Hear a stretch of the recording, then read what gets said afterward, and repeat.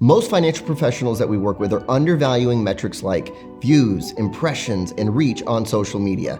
And I understand why. There's no immediate ROI, there's no immediate return.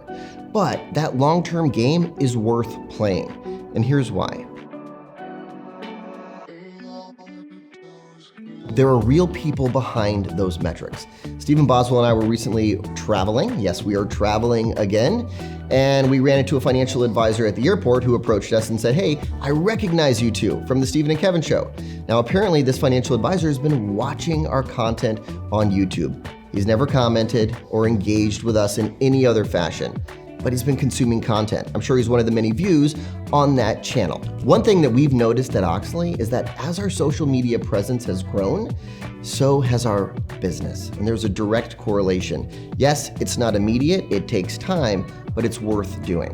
Second, this is about building top of mind awareness, right? When someone thinks financial advisor in your area right now, do they think of you? If not, that's fixable. That's fixable through good social content, good ads on a regular and consistent basis. So analyzing these metrics is important because we want to make sure that we're getting in front of people on a consistent basis and creating that top of mind awareness. Because when a need arises, and it will arise, you are the one that they immediately think of.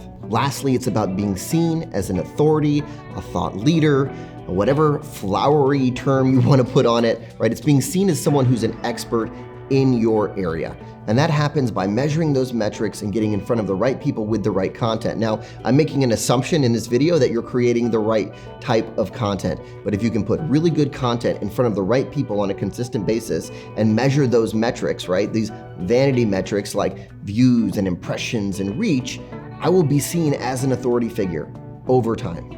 Look, I get it. I understand the urge to want to run ads to some sort of gated content and collect emails, right? And I think that there are times when that is appropriate and when that makes sense.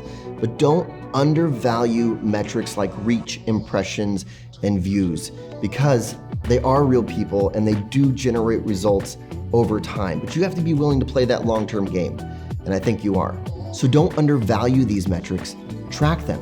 Is there a correlation between impressions and the quality of your pipeline? Is there a correlation between impressions and website visitors? Is there a correlation between reach and the number of people who are coming up to you and saying, "Hey, Kevin, I see your content on Facebook and LinkedIn all the time." So create really good content and get it in front of the right people consistently. And those impressions over time, they will compound and they'll be hugely beneficial to your business in the long term.